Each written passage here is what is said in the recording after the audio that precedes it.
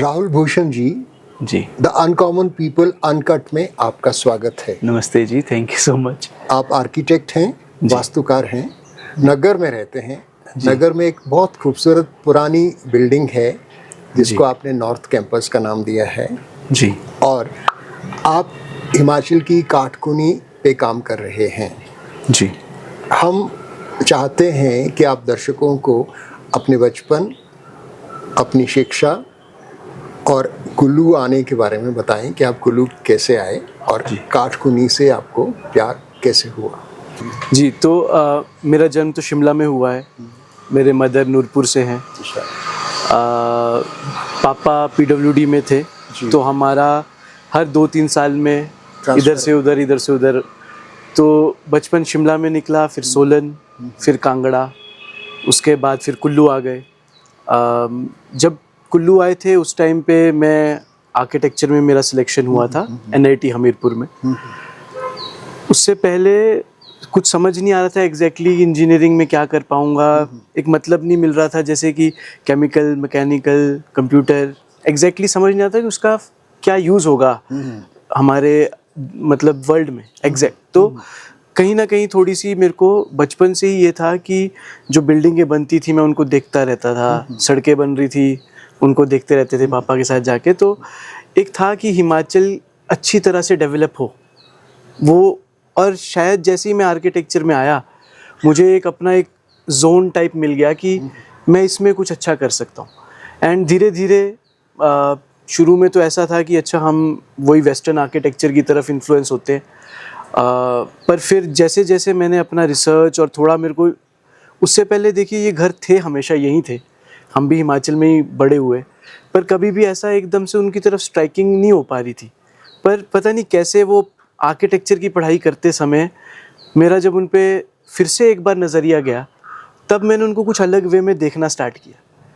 मुझे ऐसा लगता है कि ये जो आर्किटेक्चर है और जो हमारा क्राफ्ट है वो सिर्फ एक बिल्डिंग या एक कला नहीं है, वो हमारी पुरानी रीति रिवाज, हमारी संस्कृति, हमारे विजडम को आगे ले जाने का एक एक्सप्रेशन है। उसको अगर हमने अभी खोया तो हम लोग वो विजडम खो देंगे। आने वाली जनरेशन्स को अगर वो आइडिया नहीं रहा, एक तरह से हमारी नींव, वो हमारी नींव है। और पिछले कुछ सालों में मतलब मैंने अपना वो एक बना ही लिया है कि इस नींव को हिलने नहीं देना है, चाहे लोग आज की डेट में वो समझ रहे हैं या नहीं समझ रहे हैं। मेरे को उस चीज़ को इतना वेट नहीं करना है कि वो बिल्कुल ही लुप्त हो जाए या ख़त्म हो जाए। आपकी शिक्षा पे आते हैं जी। क्योंकि आर्किटेक्चर एक बहुत खूबसूरत विषय होता है, क्योंकि किसी भी शहर की खूबसूरती या महानगर की खूबसूरती आर्किटेक्ट पे बहुत डिपेंड करती है। बिल्कुल जी। बहुत सारे शहर हैं विश्व में जो अपने आर्किटेक्चर के लिए जाने जाते हैं, जिनमें जर्मनी में बहुत सारी ऐसी जगह हैं, या फ्रांस में ऐसी जगह हैं, या इंग्लैंड में ऐसी जगह हैं। तो आप NIT के बाद कहाँ गए? NIT के बाद मैं मास्टर्स करने गया, और मास्टर्स मैंने किया वेस्टर्न हिमालयन आर्किटेक्चर पे। NIT के दौरान मैंने यहाँ पे हिमालयन स्की विलेज एक प्रपोज था, हमको एक प्रपोज प्रोजेक्ट लेना होता है टू डू अ डिज़ाइन। तो मैंने वो स्की विलेज का डिज़ाइन किया। करते करते समय मैं इस पूरे एरिया में घूमा, काटकुनी घरों का वो मेरा फर्स्ट एक तरह से था।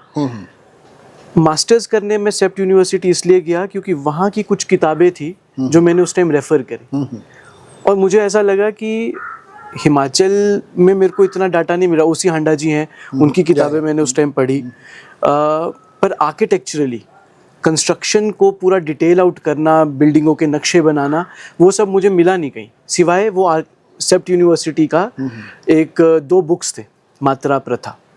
वो मेरे गाइड भी बने, जय ठक्कर, उन्होंने वो किताबें लिखी थी, उन्होंने रिसर्च यहाँ पे आके करके गए थे। तो मेरा सिर्फ एक ही पॉइंट था कि मैं यहाँ जाके मास्टर्स करूँ, और मैं इस काटकुनी की जो रिसर्च जो आज तक हुई है उसको एक स्टेप और आगे लेके जाऊँ जी। बस वो पूरा लाइफ चेंज हो गया उन 2 सालों में। मैंने वो बुक्स को पढ़ा, मैंने अपनी रिसर्च लिखी, indigenous building practices in western Himalayas. उसमें मैं कश्मीर गया, कश्मीर में ताक है, वो भी लकड़ी पत्थर का है। हिमाचल में काटकुनी हो गया, धज्जी दीवारी भी थोड़ा कश्मीर थोड़ा हिमाचल में, और उसके अलावा आपका उत्तराखंड में कोटी बनाल बोलते हैं, जो ऊपर का रीजन है, राजगढ़ी, उत्तरकाशी, वहाँ पे। किन्नौर भी गया, कल्पा में मैंने अपना एक घर स्टडी किया। तो इस तरह से मैंने इन तीनों को कंपेयर किया और मैंने देखा कि इसमें कारीगरों का क्या रोल रहता था और इन तीनों में सिमिलैरिटीज़ क्या हैं, डिफरेंसेस। उससे मुझे ये जानने को मिला कि एग्जैक्टली क्या इंपॉर्टेंट चीज़ें हैं जो आगे चलनी चाहिए और क्या चीज़ें ऐसी हैं जिनके साथ खेला जा सकता है, जिनको चेंज किया जा सकता है। और बस वहाँ उसके बाद कोई टर्निंग बैक नहीं था। फिर मेरे को लगा कि अगर मैं छोड़ दूंगा, अब थीसिस हो गया जैसे, अगर मैं छोड़ दूंगा उसको तो कौन उसको लेगा। आगे रास्ता इतना क्लियर नहीं था। मेरे को लगा, एक ही चीज़ समझ आ रही थी कि हिमाचल चलते हैं, वहाँ एक सेंटर बनाना बहुत ज़रूरी है, वहाँ पे हम रिसर्च भी करेंगे, प्रोजेक्ट्स करेंगे। और इस तरह से फिर मैं आगे तो अहमदाबाद में मेरा सेप्ट यूनिवर्सिटी में रहा। वहाँ से बीच में उन्होंने मुझे एक्सचेंज पे जर्मनी भेजा था। कुछ सिलेक्टिव बच्चों को एक्सचेंज प्रोग्राम में भेजा जाता है, तो मैं उसमें सिलेक्ट हुआ और हम 6 लोग थे जो हमारे को जर्मनी भेजा गया। जर्मनी भी मैंने एक तरह से, हमको चूज़ करना होता था, इस्तांबुल, जर्मनी, स्विट्ज़रलैंड। मैंने जर्मनी चूज़ किया क्योंकि वहाँ पे हमें 3 ऐसे प्रोजेक्ट करने का मौका मिला जो कि बिल्कुल ग्राउंड पे प्रोजेक्ट करने का एक वो था। उसमें हमने एक एग्जीबिशन डिज़ाइन किया था। एक बहुत वहाँ के फेमस आर्किटेक्टर है लूस, एडोल्फ लूस, उनकी एक बनी हुई बिल्डिंग थी, उसमें कुछ इमेजिनेशन हो रहा था, उसके लिए हमें वहाँ पे एग्जिबिट करने का मौका मिला। मैं चेक रिपब्लिक गया, वहाँ मिलान एक्सपो हो रहा था। मैंने एक्सपो जाके देखा कि कौन सी कंट्रीज़ अपना क्या आगे फ्यूचर दिखा रही है। यहाँ तक कि मेरे को उन्होंने ऑफ़र भी किया था कि आप यहाँ जॉब भी करें। उसी पे मैं आना चाहता कि इतनी अच्छी पढ़ाई करने के बाद you could have joined any big company, any big firm abroad, you know, Europe में या इंग्लैंड में या अमेरिका में, जर्मनी में, कहीं भी आप एक बड़ी कंपनी में काम कर सकते थे। आपको काटकुनी क्यों खींच के लाया? आई थिंक ये बहुत ही एक सिंपल सी चॉइस थी कि अपना घर अपना ही होता है जैसे कि, और मुझे ऐसा लगा कि जब आप घर से बाहर भी निकलते हैं तो आपको घर की वैल्यू और ज़्यादा समझ आने लगती है। यहाँ पे रह के हमारे को लगता है चलो ठीक है जैसा चल रहा है। वहाँ मैंने देखा कि उनसे मैं इंस्पायर ही हुआ, पर कभी वहाँ पे एक बिलोंगिंग फील नहीं हुई। अब स्विट्ज़रलैंड इतनी सुंदर जगह है, बहुत अच्छे से पहाड़, हम ऐसे ही पहाड़ है, पर वहाँ पे मेरे को वो फीलिंग नहीं आई जो यहाँ पे आती है। जो यहाँ मुझे ऐसा लगता है कि एक रिस्पॉन्सिबिलिटी थी, अगर मैं वहाँ जाके बैठ जाऊँगा तो मतलब ठीक है मेरे लिए अच्छा हो सकता था वो बहुत, पर मेरे को एक रिस्पॉन्सिबिलिटी फील हो रही थी। जब से मैंने ये मास्टर्स ज्वाइन किया, उसी लिए ज्वाइन किया कि अगर हम लोग यहाँ पे अपनी एजुकेशन के थ्रू नहीं दे पाएंगे कुछ वापस, तो कौन आएगा? मतलब सभी बाहर चले जाएंगे अगर, तो यहाँ पे डेवलपमेंट कौन दिखेगा और कौन? तो अपनी एजुकेशन का एक राइट यूज़। एंड सेकंड, मेरे को अब डेस्टिनी लगता है नगर में आने के बाद, तो ये लगता है कि ये एक बुलाया भी होता है। एक मेरे को, मैं देवी देवताओं में बहुत मान्यता रखता हूँ। मुझे बहुत बार ऐसी फीलिंग आती है कि मेरे को एक पुश मिल रहा है, मेरे को ये चीज़ करने में एक सपोर्ट मिल रही है, और फीलिंग आती है कि ये चीज़ के लिए मेरे को बुलाया भी गया है। मतलब तो मैं तो उसको अपना पूरा पर्पस लेके आगे बढ़ रहा हूँ लाइफ में। ये जो नॉर्थ है, बहुत ही खूबसूरत बिल्डिंग है जी। मैंने इसको पहली बार 1978 में देखा था, जब मैं 10th में था शायद। इसको घूमता हुआ नगर चलाया और तब से नगर मेरे दिल में है जी। यहाँ तक कैसे पहुँचे आप, और इसका नाम नॉर्थ क्यों रखा? बिल्कुल, जब मैं मास्टर्स करके वापस आया तो ये मेरे हाथ में मेरी थीसिस थी, और मैं सारे डिपार्टमेंट्स में गया, PWD, फॉरेस्ट, एंड उस टाइम पापा कुल्लू में पोस्टेड थे, तो इस एरिया में मैं, तो उस टाइम पे नेगी जी हुआ करते थे फॉरेस्ट के कंजर्वेटर। उनको जब मैंने ये दिखाई तो उनको वो स्ट्राइक किया कि नहीं ये एक अच्छी चीज़ है। और नगर में एक फॉरेस्ट रेंज क्वार्टर हुआ करता, अभी भी है, ठावा के रास्ते पे जो है। तो उन्होंने मुझे बोला कि आपको हम उसको रिस्टोर करने की परमिशन देते हैं, आप वहाँ कीजिए। हालांकि कोई बजट नहीं है, कोई प्रोजेक्ट नहीं है, बट आप उसको मैनेज करें। तो मैंने उस टाइम यही बोला कि ठीक है, मैं इको टूरिज़्म की पॉलिसीज़ के लिए भी थोड़ा काम करूँगा, मैं वर्कशॉप्स लिया करूँगा, स्टूडेंट्स को बुलाया करूँगा, और हम वॉलेंटियर प्रोग्राम्स किया करेंगे, आर्टिस्ट बुलाया करेंगे, उनको रहना खाना वहाँ पे दिया, और वो हमारे लिए वहाँ पे कुछ करें। आर्टिस्ट और कारीगर मिले, लोकल कारीगर आए, स्कूल के बच्चे आते थे नगर के। तो वो बिल्डिंग मैंने रिस्टोर करना स्टार्ट करी, और बाय 1 ईयर वो रिस्टोर हो गया वो प्रोजेक्ट। उसके बाद वो फॉरेस्ट को वापस गया, और उसके बाद बेसिकली मैं जगह ढूंढ ही रहा था कि क्या करूं। मेरे लिए तो शायद ऐसा था कि अब नग्गर से कहीं और जाना पड़ेगा, पर बाई चांस ये अर्चना मोही जी हैं, उनका ये फार्म हाउस था। ऑलमोस्ट ये 5 बीघा टाइप ज़मीन है, और सुभाष नेगी जी हुआ करते थे यहाँ के पंच, उनके पास इसकी चाबी और केयर टेकर के लिए था।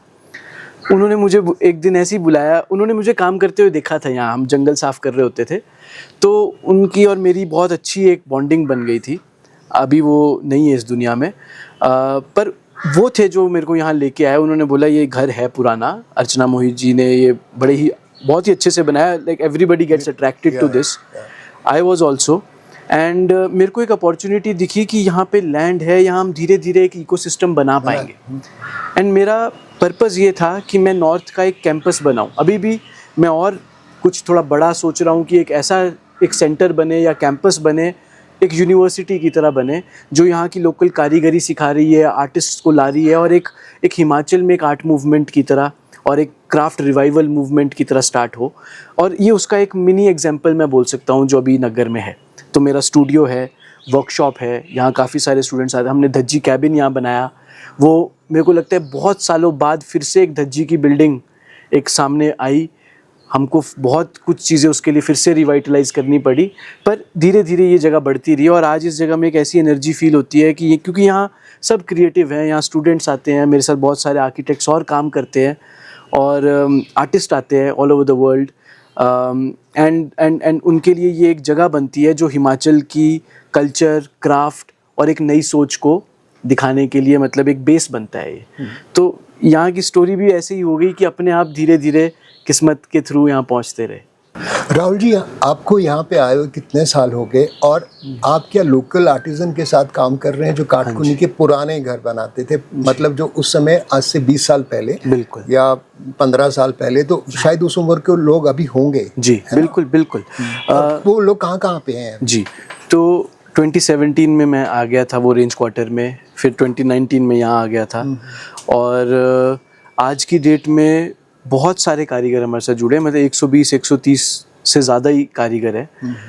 एक हमारा ना बहुत मेन एक रिसर्च का पार्ट रहता है कारीगर मैपिंग। तो हम किसी भी गांव जाते हैं, कहीं भी मैं जाता हूँ, हमारे स्टूडेंट्स आते हैं इंटर्न्स वर्कशॉप्स के लिए, तो हम अलग अलग गांव में जाके वहाँ पे मैपिंग करते हैं। क्योंकि क्राफ्ट पर्सन, आप देखिए हिमाचल में, आपको पता है ऐसा तो है नहीं कि बंदा सिर्फ कारीगरी कर रहा है, वो अपना खेत भी संभाल रहे होंगे, शायद उनकी जॉब भी होगी, और वो कारीगर भी हैं। मेन जो मेरे को एक चीज़ लगी वो ये था कि काटकुनी की नॉलेज वाले बहुत हैं, यंग भी हैं, ओल्ड भी हैं। अभी उनको काम नहीं मिल रहा है तो वो लिमिटेड हो गए हैं, सिर्फ लकड़ी का मान लो दरवाज़ा हो गया, या इंटरनल पैनलिंग, या कोई लोग सीढ़ियाँ या खिड़की दरवाजे। उनको नॉलेज है। काटकुनी भी एक बहुत बड़ा रॉकेट साइंस नहीं था, और बहुत ही इंडिजीनियस वे में इतना सिंपल और इतना इंटीग्रल सिस्टम है कि वही उसकी ब्यूटी है मेरे हिसाब से। वैसे ही धज्जी दीवारी, सबको उसकी नॉलेज है। जो लकड़ी का मिस्त्री है उसको लकड़ी की नॉलेज है। अब उसको लिमिट कर रहे हैं हम आज की डेट में कि आप सिर्फ इतना सा काम करो, तो वो उसको स्ट्रक्चरली नहीं देख पा रहा है। अगर आप उनको काम देंगे, जैसे कि हमारे जितने भी प्रोजेक्ट्स अभी कर रहे हैं, वो लकड़ी, पत्थर, मिट्टी, इन्हीं 3 प्रोडक्ट से बना जा रहा है। वो लोगों में बहुत नॉलेज है, मतलब मैं कह रहा हूँ कि मैं उनसे रोज़ कुछ नया सीखता हूँ। शायद उनका कोई गैप है वो मैं फिल कर रहा हूँ। हम एक दूसरे को क्रॉस सिखाते हुए आगे बढ़ रहे हैं, और अभी भी कोई कमी नहीं है कारीगरों की, कोई कमी नहीं है इस चीज़ को आगे इनोवेट करने की। आपको लकड़ी की नॉलेज है, आपको औजारों की नॉलेज है, अब बनाना क्या है उस पर डिपेंड करता है। तो काटकुनी के घर बन सकते हैं, और मतलब काटकुनी भी नहीं, लकड़ी पत्थर, क्योंकि मैं ये भी एक चीज़ मानता हूँ कि आज की डेट में वो पुराना काटकुनी भी शायद हमारे लिए टोटली सस्टेनेबल नहीं है। उसका मॉडिफिकेशन, क्योंकि अगर आप देखेंगे पुराने टाइम से भी, आप आज से 600 साल पुरानी बिल्डिंग देखेंगे, वो अलग तरह का काटकुनी होगा। उसमें शायद लकड़ी ज़्यादा हो या उसमें पत्थर ज़्यादा। सबसे पहले केव में रहते थे, धीरे धीरे खुड़ बना के ऊपर रहने लगे, उसके बाद बालकनी ऐड हो गई, उसके बाद थोड़ी और मॉडिफिकेशन हुई। जैसे जैसे लाइफ चेंज हुई, हमारे घर उस तरह से मॉडिफाई होते रहे। जहाँ मंदिर है वहाँ अलग तरह का बिल्डिंग बना, जहाँ पे जैसे कि ये पुराने बेड़े हुआ करते थे वो बहुत अलग आर्किटेक्चर में बने। तो देखा जाए तो नींव सबकी काटकुनी है, पर टाइपोलॉजी बहुत अलग अलग है और समय के साथ साथ वो आगे बढ़ती रही। तो आज की डेट में डेफिनेटली हम वो 20 साल वाली चीज़ को नहीं ले जा सकते। हमें कुछ नया करना है, उसके लिए हमें ये समझ होनी चाहिए कि पहले होता क्या था एग्जैक्टली, उसकी वैल्यू क्या थी, उसके प्रिंसिपल्स क्या थे, उसके बेनिफिट क्या थे। वो समझने के बाद हम इनोवेट कर रहे हैं तो आई थिंक तो आगे चल सकती है बात। अब हमने देखा कि आपने बहुत खूबसूरत स्टैच्यूज बनाए हैं, स्कल्पचर्स बनाए हैं, जी। स्कल्पचर्स कहूँगा मैं जी। उनको। जी। तो उसकी प्रेरणा आपको कहाँ से मिली और आपने वुड ही क्यों चुनी, और वो भी वुड जो वेस्ट वुड है? बिल्कुल। देखिए उसकी प्रेरणा तो जो मैं काम करता आ रहा हूँ उसी से मिली कि क्राफ्ट में हमारी वैल्यूज़ ख़त्म हो रही है, जैसा हम बात भी कर रहे हैं, उन वैल्यूज़ को याद करना।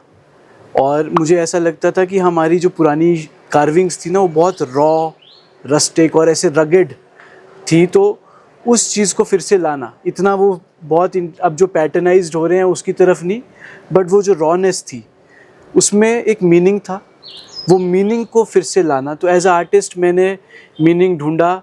हमारे पास ये जब ये फ्लड आया था पिछले साल, तो उस टाइम पे बहुत सारा ड्रिफ्टवुड आ गया, उसमें 3000 3,500 की हाइट से मीटर्स ऑल्टीट्यूड से आए हुए बह के बड़े बड़े लॉग्स थे।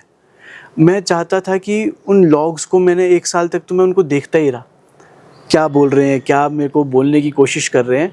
एंड आई फेल्ट दैट उस आर्ट के थ्रू हम दुनिया को एक तो ये बता सकते हैं कि देखिए फ्लैश फ्लड्स बढ़ रहे हैं और किस तरह से, तो वो एक मोटिवेशन था उसको रिफ्लेक्ट करने का। सेकंड था कि मैं पर्सनली उसमें क्या देख रहा हूँ, तो मुझे उसमें शिव, शक्ति, अणु जो एक एटम है, और एक ब्रह्मांड का एक मेरे को नाद, तो मेरे को ये 4 कॉन्सेप्ट 4 तरह की लकड़ियों में दिखे और मैंने उनको इंट्यूटिवली कार्व आउट किया है। तो जैसे कि उसमें जो शिव है उसमें एक बहुत ही बड़ा नेत्र है, जो शक्ति है उसमें मुझे कुछ ऐसी फीलिंग आ रही थी जैसे कुछ फूट फूट के बाहर निकल रहा है, तो मैंने स्पाइक्स की तरह उस पर बनाए हैं। एक बिंदी है जो कि स्लिट थ्रू टिल हार्ट है, तो माइंड और हार्ट का कनेक्शन। जो वूम्ब है वहाँ पे मैंने एक क्रिएशन ऑफ लाइफ की तरह एक सिंबल बनाने की कोशिश करी है। जो नाद है वो मेरे को कर्पूर गौरम करुणावतारम मंत्र से इंस्पायर्ड है कि सारा संसार एक भुजगेंद्र हार की तरह है, और उसमें एक हृदय में एक वृंदे है, कमल का फूल है, और वो कंपैशन को दर्शाने के लिए है। और जो लास्ट पीस है वो नाद है, जिसमें कि मैंने 9 अलग अलग तरह की वाइब्रेशंस को दिखाने की कोशिश की है। सब कुछ हाथ से काव है, हाथ से प्लेन्ड है। उसको हमने, सबसे अच्छा जो मेरा एक्सपीरियंस था वो था उसको लकड़ी को पहले तो जलाना। अच्छा। वो जला के उस पर जो एक काला उस पर कलर आ रहा है, उसके बाद वो ऐसा वो लगा कि लकड़ी ने एक अपना वो स्वरूप ले लिया। जैसे हम कभी लिंग होते हैं, शिवलिंग होते हैं, उनकी जब प्रतिष्ठा होती है उसके बाद उसमें कैसी वो एनर्जी आती है। It's like working on a burnt would. Yes, so burning that would, एक तो ये हुआ कि उसने अपनी आइडेंटिटी छोड़ के अब एक नई आइडेंटिटी ली। और उसके बाद जब हमने उसको अलसी के तेल से और बीज वैक्स से उसको रगड़ा है, हमने बहुत ज़्यादा उसमें तेल लगाया ऑयलिंग की, उसके बाद तो अवेकन हो गया है। मतलब अगर आप उसके 8 फुट के हैं, 8.5 फुट के हैं, आप सामने खड़े होते हैं तो आपको वाइब्रेशंस महसूस होना स्टार्ट होती हैं। और आई फील हमारे एंसेस्टर्स को ये वाइब्रेशंस महसूस होती थी। और मैं उसी वाइब्रेशंस को अपने स्कल्पचर्स के थ्रू फिर से वाइब्रेशंस को महसूस करवाना चाहता था, फ्लैश फ्लड्स की तरफ लोगों का ध्यान दिलाना चाहता था। और हिमाचल से निकली हुई और हमारी जो एंशिएंट ये लकड़ी को जलाकर चार करना ना, एक बहुत प्राचीन कला है। वो उससे लकड़ी आपकी स्ट्रॉन्ग और स्टिफ बनती है, फायर प्रूफ भी बनती है अगर उस पर चारिंग आ जाए। उस कला को हम बिल्कुल ही ख़त्म हो गया है, तो वो भी एक वापस आई। कार्विंग के नए नए मेथड्स ढूंढे और हमने वो एंशिएंट मोटिव्स को फिर से बनाने की कोशिश करी है। मतलब हमने ऐसा बहुत ही सुंदर पैटर्न नहीं बनाया, रगेड जो लकड़ी चाह रही थी, तो ऐसी चीज़ें बनाई हैं उसमें। देखते हैं। हाँ जी। देश के बहुत सारे हिस्सों में जो हिली एरियाज हैं उसमें लकड़ी, पत्थर, मिट्टी के घर बने हैं जी। कश्मीर में भी बहुत सारे घर ऐसे बने हैं, कुल्लू में तो है ही है, मंडी में भी है, बिलासपुर में भी है, किन्नौर में बहुत ज़्यादा है, वहाँ लकड़ी बहुत ज़्यादा है शायद, पत्थर और ये कम है जी। तो ये जो डिफरेंट नेचर ऑफ काटखूनी है, इस पे आप कुछ कहना चाहेंगे? हाँ जी, तो हर जगह का अपना अपना आर्किटेक्चर थोड़ा अलग हुआ। किन्नौर की टाइपोलॉजी आप देखेंगे थोड़ी अलग है। उनके में एक थोड़ा सा बुद्धिस्ट, थोड़ा सा एक वहाँ का कल्चरल एक आपको मिलेगा। कश्मीर जाते हैं तो कश्मीर में वहाँ का रिलीजियस एंड कल्चरल बिलीफ। तो ये जो बिल्डिंग्स हैं, जो वर्नैक्युलर बिल्डिंग्स हैं, चाहे वो हमारा जैसे यहाँ का काटकुनी है, कांगड़ा का वो मिट्टी के जो घर बनते थे, और अगर आप आसाम चले जाएं तो वहाँ बैम्बू के, और साउथ इंडिया जाएंगे तो वहाँ का, जहाँ का जो वर्नैक्युलर आर्किटेक्चर है उसकी ये खासियत है कि वो वहाँ के कॉन्टेक्स्ट से निकली हुई चीज़ है। यानी कि यहाँ पे अगर देवदार का, और भी अगर आप देखेंगे जिस गांव में देवदार के फॉरेस्ट होंगे वहाँ देवदार के घर मिलेंगे। हाँ। जहाँ पे रई वाले फॉरेस्ट हैं वहाँ रई के आपको घर मिलेंगे, रई की लकड़ी यूज़ हुई होगी। किन्नौर में थोड़ा सा टाइपोलॉजी अलग, कुल्लू का थोड़ा टाइपोलॉजी अलग। ये हमारे कल्चर, हमारे लोकल जो एक एस्थेटिक्स होते हैं, जो लोकल हमारी थोड़ी सी चेंजेस आते हैं विद टाइम, विद डिस्टेंस, उनको दर्शाता है। तो इसीलिए टाइपोलॉजी चेंज। मंदिरों में आप देखेंगे हिडिंबा माता का, त्रिपुरा सुंदरी माता का मंदिर, ये ट्रिपल पगोड़ा शैली आ गई। पगोड़ा शैली में बुद्धिज़्म का भी थोड़ा बहुत एक रेफरेंस है, क्योंकि ये उस टाइम पे हो रहा था जब हिमाचल में बुद्धिज़्म भी थोड़ा थोड़ा आ रहा था। आप लाहौल चले गए, स्पीति चले गए, वहाँ आपको और ज़्यादा देखने को मिलेगा इन्फ्लुएंस। जहाँ लकड़ी कम थी, लाहौल में तो मिट्टी और लकड़ी के घर हाँ, क्योंकि वहाँ लकड़ी की कमी है, तो वहाँ पे मिट्टी का उन्होंने इनोवेशन किया। आप ताबो साइड चले जाएंगे, वहाँ रैम्ड अर्थ का इनोवेशन कर दिया। यहाँ पे हमारे पास पत्थर और लकड़ी दोनों की बहुत अच्छी वो थी, देवदार के फॉरेस्ट हैं, तो यहाँ ये बहुत अच्छा चला। यही चीज़ आपकी किन्नौर तक कंटिन्यू होती है, यही उत्तरकाशी में भी जाती है, और यही धीरे धीरे ऊपर जाते जाते आपका कश्मीर के साइड चला गया। तो बारामूला में भी बिल्कुल सेम काटकुनी जैसे हॉरिजॉन्टल बीम्स वाले घर मिलेंगे। इसमें एक बड़ी अच्छी और भी एक सेकंड वो है कि ये तो हो गया कि यहाँ पे तो शायद एक्सचेंज हुआ होगा, हम ट्रेड करते थे सिल्क रूट के थ्रू, तो तिब्बत के साथ हमारा कनेक्शन रहा।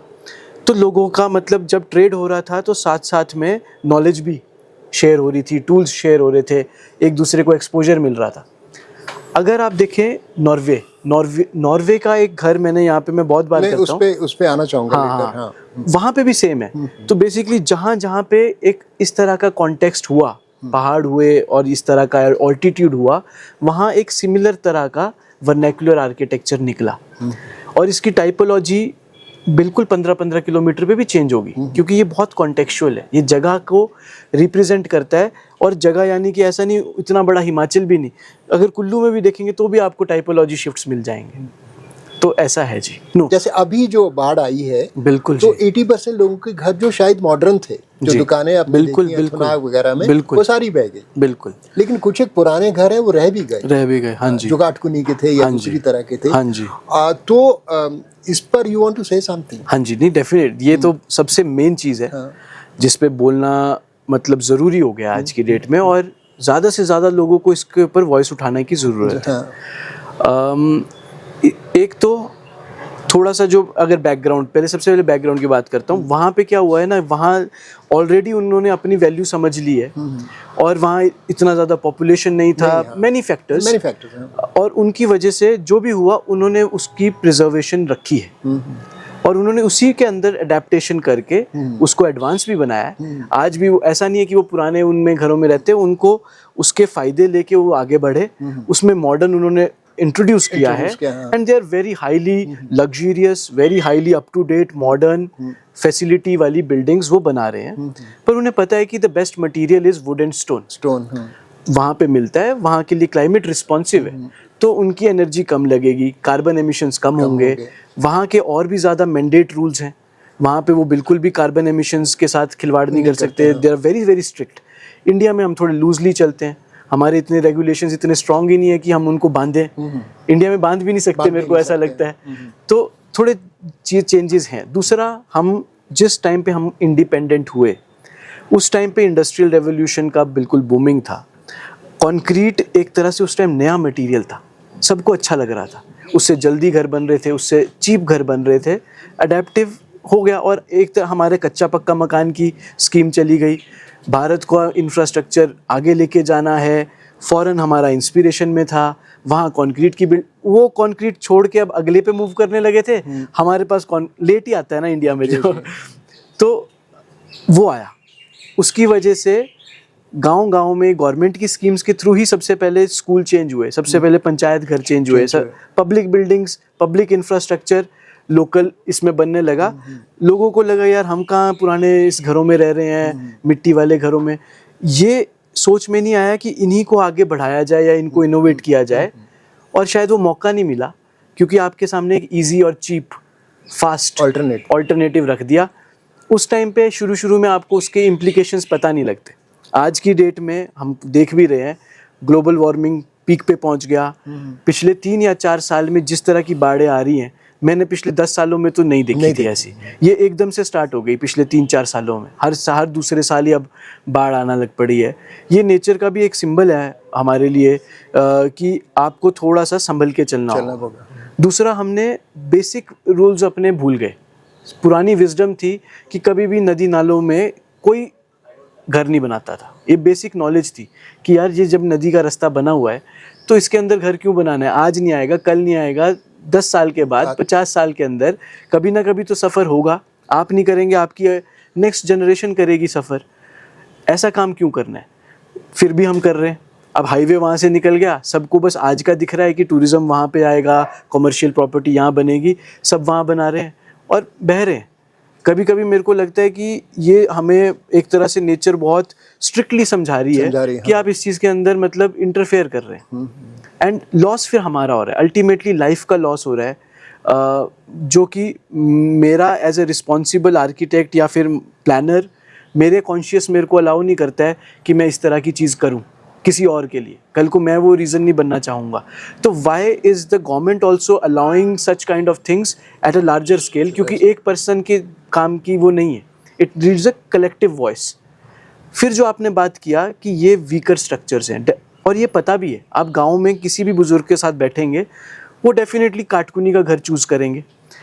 सर्दियों में वैसे ही लोग शिफ्ट हो जाते हैं अपने पुराने मकानों में। कंक्रीट के घर बना रहे हैं होम स्टे के लिए, कंक्रीट का घर बना रहे हैं, ठीक है, कुछ कमर्शियल पर्पस के लिए। जिनके पास कोई और अल्टरनेटिव नहीं है या जिनको एस्पायरेशनली शायद वो अच्छा लग रहा है, वहाँ जाते हैं, फिर विंटर में आप वापस आ जाते हैं। इसकी बेनिफिट्स का नॉलेज है, जब बस हम एक थोड़ा सा एक्सक्यूजेज हैं हमारे सामने, एक्सपेंसिव, हार्ड टू मेक, कारीगर मिल नहीं रहे हैं, ये एक्सक्यूजेज हैं। आप ढूंढने निकलोगे आपको सब मिलता है, आपको थोड़ा सा एक सिस्टम क्रिएट करना पड़ेगा, एवरीथिंग इज़ पॉसिबल। बट हम उन एक्सक्यूजेज से आगे नहीं बढ़ते और हमारे को सामने ये चीप इजी फास्ट सोल्यूशन मिलता है तो हम उसको एकदम से अपना ले रहे हैं। जबकि जैसा आपने बताया, ये आरसीसी स्ट्रक्चर अच्छे इंजीनियर्ड होंगे ना तो सेफर भी होंगे, पर जो हमारे यहाँ बन रहा है unfortunately it is totally unsafe. Norms follow नहीं हो रहे हैं, टीसीपी के नॉर्म्स की ब्रेकें होती रहती है। जो बन रहा है उसमें कोई इंजीनियर इन्वॉल्व नहीं है, 90% घरों में आर्किटेक्ट्स इन्वॉल्व नहीं है। तो दैट इज़ द प्रॉब्लम। हमको लग रहा है कि बस बन गया चल जाएगा, पर अभी हमने देखा नहीं है, थोड़ा मास डिस्ट्रक्शन अभी हमारी इन जनरेशन्स ने देखा नहीं। मुझे इनका सिर्फ एक ही प्रॉब्लम लगता है कि शायद ये, या मतलब तथ्य है कि ये फायर रेजिस्टेंट नहीं है, जल्दी आग पकड़ लेते हैं और पकड़ लेते हैं तो आग फैल जाती है। बाकी मुझे इनका कोई भी ऐसा नहीं लगता कारण के काटकुनी घर नहीं बना जाएं, क्योंकि ये महंगे हैं, ये बात अलग है। बिल्कुल। लेकिन हमारे जो कंक्रीट के घर हम बनाते हैं उनमें भी बहुत खर्च करना पड़ता है, बहुत खर्चा है जी। हाँ, आप इनिशियल आपके अगर सीमेंट या आपके जो सरिया है या दूसरी चीजें, वो सस्ता हो सकता है, बिल्कुल। लेकिन जब वो घर बन जाता है you have to spend lot of money on that house to make it liveable. बिल्कुल जी, है ना? नहीं बिल्कुल सही है। तो ये जो, और लाइफ भी है। हाँ, लाइफ भी है, क्योंकि सिर्फ नुकसान सर्दियों में देखा जाता है जब घर जल जाते हैं जी। तो अगर एज एन आर्किटेक्ट जी आप कुछ ऐसा डेवलप कर सकते हैं जिसमें ये घर फायर रेजिस्टेंट होने लगे। बिल्कुल। Is it possible? बिल्कुल पॉसिबल है जी।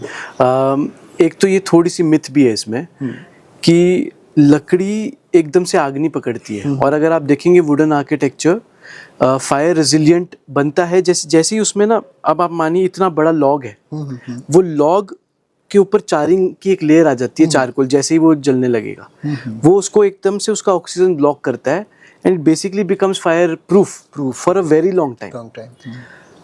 जो हमारे भी कॉन्सेप्ट्स होते हैं फायर रेजिलिएंट होम्स, उसमें ऐसा नहीं होता कि कोई भी मटेरियल, कोई भी चीज़, एक लेवल ऑफ आग के बाद तो वो तो खत्म होना ही है, चाहे वो आरसीसी हो, हाँ, कुछ भी चाहे स्टील हो, चाहे वो लकड़ी हो। That is obvious. जो आग लग रही है और जो फैल रही है पुराने घरों में, एक तो वो है कि हमारी जो हम उसके अंदर छेड़खानी करते हैं या बिजली की तारें लगाते हैं, वो हम बहुत अच्छे से नहीं करते काम। वहाँ हमारी केयरलेसनेस बहुत ज़्यादा है।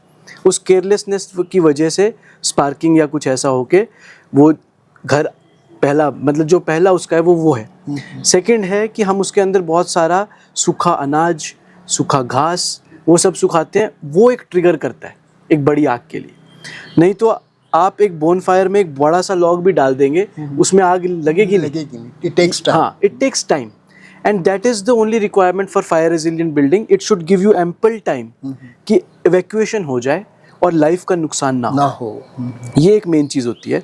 तो काटकुनी के घर, पहली बात तो ऐसा नहीं है कि they are not fire resilient, as per standards they can be. Second इज कि आप इसके अंदर जो मिट्टी की हम कोटिंग करते थे ना, मिट्टी इसको एक फायर प्रूफ बनाती है इंटीरियर्स के थ्रू। उसके बाद हम लोग अगर हम देखें कि मिट्टी गोबर का मिक्सचर, तो मेरे हिसाब से तो जो प्लास्टरिंग है वो एक फायर प्रूफ बना सकती है। सेकेंड इज़ कि मैं अभी हेम्प के लिए भी बहुत एक्साइटेड हूँ एज अ मटीरियल। पुराने रेशे होते थे आन के, हेम्प के। Hemp is a fire proof material. जब उसकी अगर हम उसके साथ अगर हम कुछ भी चीज़ बनाएंगे, वो फायर प्रूफ है, फंगल प्रूफ है, लाइट वेट है। तो मुझे लगता है अगर उसके भी कुछ, और वो इंसुलेशन के लिए बहुत अच्छा होता है, अगर उसकी शीट्स बनाई जाएं और वो इंसुलेशन में यूज़ की जाए, वो फायर प्रूफ भी बनेगा। तो इंटीरियर में हम पैनल बोर्ड्स वगैरह बना सकते हैं जो कि लगाए जाएं, उससे वो उसको और भी ज़्यादा एक फायर रेजिलियंस मिलेगी। तो आई थिंक नेचुरल मटेरियल्स और मटेरियल की नॉलेज हमें है, हमको उसको इनोवेट करके आगे बढ़ेंगे तो सब कुछ पॉसिबल है। क्योंकि मैंने देखा है कि यूरोप में या इंग्लैंड में या दूसरी ऐसी जगहों पे जहाँ पे थैच्ड रूफ्स हैं, हाँ जी, उनमें भी आग नहीं लगती। मतलब ये एक ना हमारा नज़रिया है, क्योंकि वो तो घास है। हाँ, और मार्केटिंग भी बहुत अच्छे से हमारे को की गई है कि ये लकड़ी जल जाएगी, लकड़ी सड़ जाएगी, मिट्टी के घर खराब होते हैं, मिट्टी उखड़ती रहती है। ये हम कोई ऐसा तो नहीं बोल रहे ना आज से 50 साल के टाइम पहले जाओ और उसी तरह से काम करो। आज मशीन्स नई है, आज एक्सपोजर नया है, इंटरनेट है, टूल्स हैं, टेक्नोलॉजी है। हमको उस चीज़ को आगे बढ़ा के एक नए उससे देखना पड़ेगा। इनोवेशन मस्ट है। हम वो चीज़ को कॉपी करेंगे तो उसका कुछ कम ही कॉपी कर पाएंगे। उस चीज़ को अगर हम समझ के इनोवेट करके कुछ बनाएंगे तो शायद उससे हम एक स्टेप आगे निकलें। एंड ये मेरे लिए बफर नहीं है, ये मेरे को बड़ा अच्छा एक चैलेंज लगता है। Like you know when you are given some restrictions and then you have to work out something, तो एक तब इनोवेशन निकलती है। अगर हम इसी सोच के साथ चलते रहते तो आज तक कोई भी इन्वेंशन होती नहीं पॉसिबल। आई फील कि हमें अपने वैल्यूज़ जो हैं वो हमें जो सिखाते हैं चीज़ें, कहाँ घर बनना चाहिए, कैसी फाउंडेशन होनी चाहिए, किन मटेरियल से घर बनना चाहिए, हेल्थ के लिए कैसा रहे, क्वालिटी ऑफ लाइफ के लिए कैसा रहे, अगर उन चीज़ों को पकड़ के हम इनोवेट करना स्टार्ट करेंगे तो कॉस्ट भी डाउन आएगी धीरे धीरे, सिस्टम्स भी बनेंगे, हमारी मॉडर्न प्लस ओल्ड का मिक्सचर होते, पर एक्सपेरिमेंट लगेंगे और कुछ मिस्टेक्स भी होंगी, तभी हम आगे बढ़ पाएंगे। जैसे अब वुड कार्विंग कंजर्वेशन का काम भी कर रहे हैं। हाँ जी, वुड कार्विंग बेसिकली हमारा एक बहुत अच्छा नरेटिव है, उसमें फोक स्टोरीज थी। और मेरे को बहुत ही दुख होता है जब मैं कई कारीगरों से भी मिलता हूँ, उनको बस मतलब उनको आता है, like for them it is a pattern, ये वाला पैटर्न, ये वाला पैटर्न। उसमें मतलब मैं सोचता हूँ कि वो भी मिस आउट हो चुका है कि इसका मीनिंग क्या था।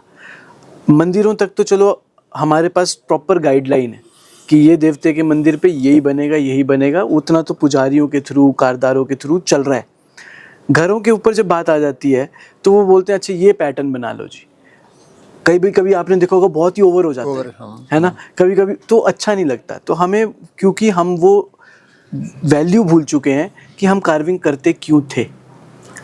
We were doing to narrate stories, या तो उस मकान मालिक की, या तो उस जगह की, या तो उस घर बनने की कोई स्टोरी होगी। मंदिरों में देवी देवताओं की स्टोरीज होती थी, कोई पुरानी फोक स्टोरी हो सकती है आपके एरिया की, आपके कुल देवता की, ये चीज़ें दर्शाई जाती थी कार्विंग में। जैसे लोकगीत भी ऐसे ही है, जगह, किसी स्टोरी, किसी बुजुर्ग की या किसी गांव की। हम वो चीज़ खो रहे हैं।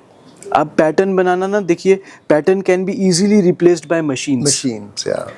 But that knowledge Knowledge, folk stories, of narrating a story yeah. Through a craft, वो yeah, मशीन नहीं कर सकती। सकती उसके लिए इंसान चाहिए, उसके लिए वो विजडम कैरी फॉरवर्ड होनी चाहिए।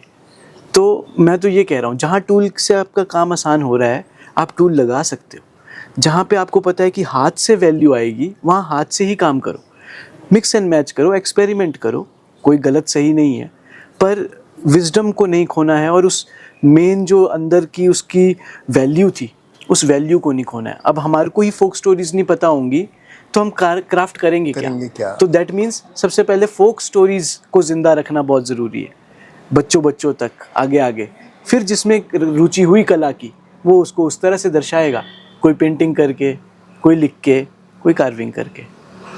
जब हम उत्तराखंड में जाते हैं तो अल्मोड़ा में बहुत सारे पुराने घर हैं, कोसानी में पुराने घर हैं, दुकानें हैं बहुत पुरानी, उनके जो दरवाजे हैं, द्वार शाखे हैं, चबूतरे हैं, उनकी बहुत सुंदर डिज़ाइन है। और जब हम धारचूला से आदि कैलाश की तरफ जाते हैं तो जितने भी गांव पड़ते हैं जी, उनमें बहुत सारी पुरानी वुड कार्विंग है जो दिल्ली के लोग जब वो जो घर बर्बाद हो रहे हैं या लोग बेचना चाहते हैं, वो खिड़की दरवाजे समेत उनको बेच देते हैं, वो अपने घरों में लगा रहे हैं उनको। दिल्ली वगैरह में जो आपका पॉश एरिया है उसके अंदर वो लगा रहे हैं। बिल्कुल। सो आपको लगता है कि इस विषय पे और डीपली काम करना चाहिए सरकार को? बिल्कुल।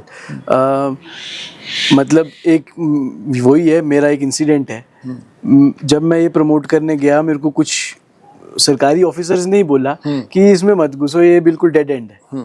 बट इट्स नॉट एंड मैं उस पर चलता रहा। मैंने बोला चलो ठीक है, कोई बात नहीं। आज की डेट में हम कार्विंग्स कर रहे हैं, मैं भी एक स्कल्पचर्स मैंने डिज़ाइन किए हैं थोड़े से। वो मेरी एक पर्सनल, एज अ आर्टिस्ट, वो मेरी, आप कुछ लिखेंगे, कुछ बनाएंगे, वो एज अ आर्टिस्ट हम यहाँ से हैं तो उसमें हमारा एक कम्युनिटी का डेफिनेटली एक रेलिवेंस जाएगा। ये आर्ट है, आर्ट का तो कोई मोल ही नहीं है।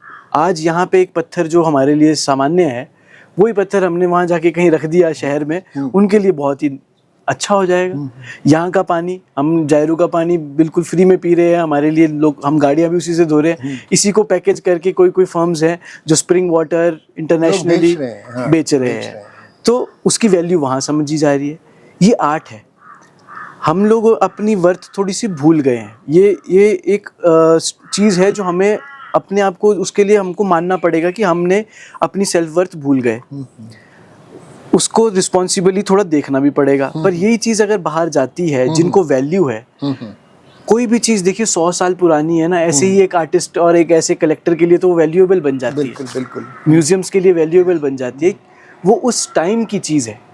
अगर 100 साल से आपने उसको 200 साल प्रिजर्व कर लिया, उसकी वैल्यू और भी ज़्यादा बढ़ जाएगी। जो कार्विंग उन्होंने उस टाइम की, वो हमें उस टाइम का एक रेफरेंस बताती है, वो हिस्ट्री का एक पार्ट बन जाती है, आर्कियोलॉजी का पार्ट बन जाती है। वो चीज़ का कोई मोल ही नहीं है। अगर हम आज की डेट में अपनी क्राफ्ट्समैनशिप को आगे बढ़ाते हैं, हाथ से बनी चीज़ें, Himalayan wood, Himalayan craftsmanship, Himachal, Kullvi, अगर हम इन चीज़ों को आगे बढ़ाएंगे और इनको एक सही जगह पे लेके जाएंगे, इस चीज़ के लिए हमारे कारीगर बहुत अच्छा आगे कमा सकते हैं। मतलब एक, मैं मानता हूँ कि ज़रूरी है कमाना। आप पहुँचाओ उस चीज़ को, कमाओ और इस चीज़ को आगे भी बढ़ाओ। अगर इकोनॉमिकली आप स्ट्रॉन्ग रहेंगे तो आपके पास फ्रीडम रहेगी to think, to be free. एक आर्टिस्ट को फ्री भी रहना पड़ता है। फ्री रहेगा तब दिमाग में आइडियाज़ आए, तब कुछ और नरेटिव आएगा। तो I think it is a very powerful tool. हमारी गवर्नमेंट्स को, हमारे लोगों को ये समझना पड़ेगा अपना self worth, rather than copy करते रहे, दूसरों की तरह बनने की ज़रूरत नहीं है। हमें अपना देखना पड़ेगा कि हम क्या थे और हम क्या बन रहे हैं, और उसको, मेरे को लगता है वो गलत डायरेक्शन में जा रहा है, उसको रोक के हमें एक सही डायरेक्शन की तरफ बढ़ना पड़ेगा। क्राफ्ट में भी, आर्किटेक्चर में, लाइफ में, डेवलपमेंट में, सबके लिए एक ही है ये। अभी हिमाचल में या स्पेशली कुल्लू में कोई ऐसा प्रोजेक्ट है रेस्टोरेशन का जो आपने किया हो and you feel proud of it?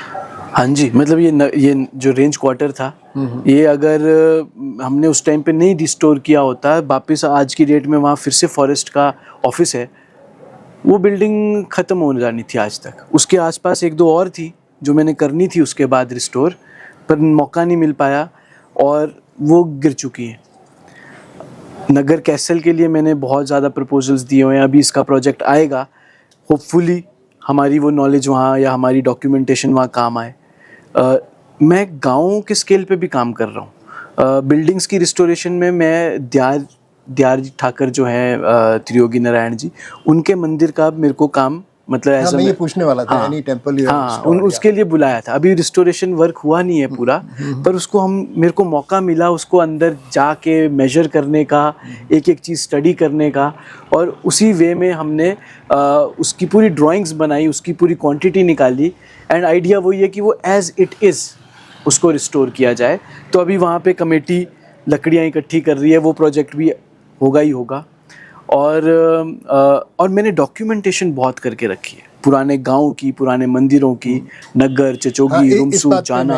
आना चाह रहा हूँ, आपने यहाँ की संस्कृति पे और हाउसिंग पे जो कंस्ट्रक्शन पैटर्न है उस पे शायद एक किताब लिखी है या आप लिख रहे हैं? बस लॉन्च होने वाली है, ऑलमोस्ट लिख चुका हूँ। हाँ, उस किताब के बारे में कुछ बताइए। वो किताब 2017 में स्टार्ट होती है और आज तक चलती है, और आज से आगे वो एक फ्यूचर का होप, सब कुछ है उसमें। पिछले 10 सालों में जो भी मैंने सीखा है, जो हमने रिसर्च की है, जो मैंने डॉक्यूमेंट वाले, जो मैं नए घर बनाए हैं, जो कारीगरों के से मुझे सीखने को मिला, जो लैंड से सीखने को मिला, जो देवी देवताओं से, वो पूरी किताब में मैंने उन सारे एक्सपीरियंसेस को लिखा है। बहुत ही पर्सनल नोट में लिखा है। जितनी भी मेरी लेसन्स और लर्निंग थे वो सारे उसके अंदर हैं। ये सिर्फ आर्किटेक्ट्स के लिए नहीं है, ये मैंने इसीलिए मैंने रिसर्च बुक की तरह नहीं लिखी। रिसर्च बुक तो हमने पहले लिखी है ना, मैंने आर्किटेक्चर प्रोजेक्ट के एक पोर्टफोलियो की तरह बनाया। आइडिया था कि ये चीज़ हम स्कूल में बच्चों को भी दें, हिमाचल से बाहर भी बात जाए, और इसको कोई भी पढ़े।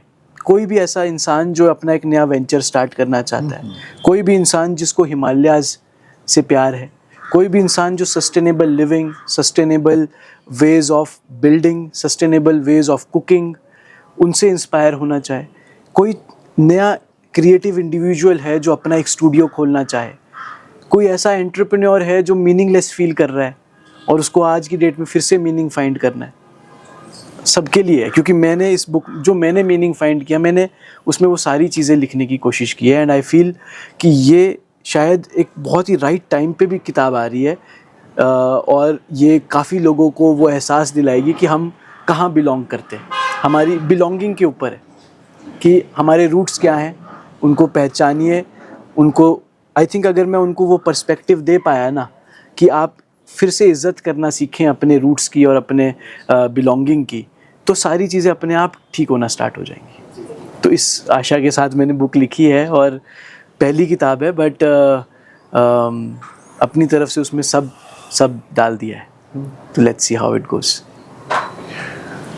राहुल भूषण जब कुल्लू की तरफ जाते हैं और बहुत सारे कंक्रीट घर देखते हैं, ठीक है, क्या कभी आप ड्राइव करते हो, विजुलाइज करते हैं कि ये सारे घर काटकुन्नी के होते तो कुल्लू कैसा लगता? बिल्कुल जी, आपने बिल्कुल ऐसी बात कर दी जो मैं बचपन से करता आ रहा हूँ। मतलब बचपन में भी शिमला में मैं जब बड़ा हो रहा था ना, तो मैं यही सोचता था कि यार माल रोड, हमारा घर छोटा शिमला में है पुराना, अभी एक दो और निचली है न्यू शिमला में, तो हम छोटा शिमला जैसे वहाँ माल रोड जाते थे ना, तो सारी बिल्डिंग्स इतनी प्यारी प्यारी, जैसे ही छोटे शिमला से इस साइड को चलने लगे कुसुम्पटी साइड, तो सारा एकदम कंक्रीट।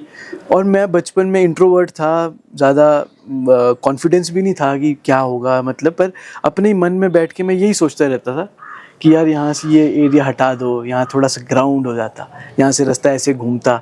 अभी भी जब मैं कुल्लू हाईवे से जाता हूँ बुनतर, उससे कुल्लू पूरा देखते देखते जाता हूँ, मैं सोचता हूँ यार रिवर फ्रंट कितना अच्छा हो सकता था। मतलब it was a river front. हमारे पास ऐसा नहीं कि कोई नए मॉडर्न रिवर फ्रंट्स, हमारे पास पुराने बनारस के घाट हैं, घाट होना चाहिए था कुछ, हम उसको करते। जायरू को मैं रोज़ देखता हूँ, मेरे को तो ऐसा चाहिए, मैं कहीं ना कहीं से मेरे मन में वो आ चुकी है बात, कहीं से ग्रांट या कुछ फंडिंग लेके मैंने वो जायरू को वापस पत्थर का बनाना है। मैं पत्थर और उसको स्लेट की छत देके, अभी लगता नहीं है कि वो एक स्पिरिचुअल वाटर बॉडी है। हाँ, वहाँ पे सारे देखिए मेन फंक्शन वहाँ होते हैं, मेडिसिनल है, पर जायरू बना के वो सारा का सारा बिल्कुल कॉन्क्रीटाइज्ड हो गया है। कहीं कहीं तो ये और भी शर्मनाक बात है, हमारे जो जायरू होते थे उनको हम गवर्नमेंट पंचायत की स्कीम है वो कि वहाँ पे एक वो बना देते टैंक हाँ, सीमेंट का हाँ। और आप देखना उसमें से आधे से ज्यादा जायरू बंद हो गए बिकॉज हाँ, इकोसिस्टम खराब कर दिया। खराब हो गया, हाँ। उसका एक नेचुरल वे है। कहीं कहीं आपने देखा होगा, यही एग्जाम्पल है ऊपर एक बढ़िया छोटा सा, एक पुराने बताते हैं कि एक छोटा सा पॉन्ड जैसा होता था पानी का, सौर जैसा था, उसके साथ में वहाँ देवते का था। वहाँ पे उन्होंने कुछ पता नहीं कमेटी ने सोचा कि हमें कंक्रीट का एक विश्राम गृह टाइप बना देते हैं, पैसा जैसा लिया, जैसे ही वो कंक्रीट की बिल्डिंग बनाई वो सौर ही सूख गया। मतलब हम लोग ऐसी चीज़ों के साथ खिलवाड़ कर रहे हैं आज की डेट में, हमें आइडिया ही नहीं है और हम बस उसको डिस्ट्रॉय में चले हुए हैं। और मतलब कि हम लोगों ने तो क्या है, अपनी ज़िंदगी निकाल के निकल गए, आगे आने वाले लोगों के लिए तो ये जगह बहुत हार्ड हो जाएगी रहने के लिए, उतने ही चैलेंजेस बढ़ जाएंगे हमारे लिए। कंक्रीट कुल्लू के अंदर आप घुसते हैं, टेम्परेचर गर्म हो जाता है वहाँ पहुँचते ही, पेड़ भी काट मतलब अब अगर हम ऐसी बातें करने लगे तो फिर हम इसके एंडलेस है। नहीं, पर ऐसी बातें करनी ज़रूरी हैं।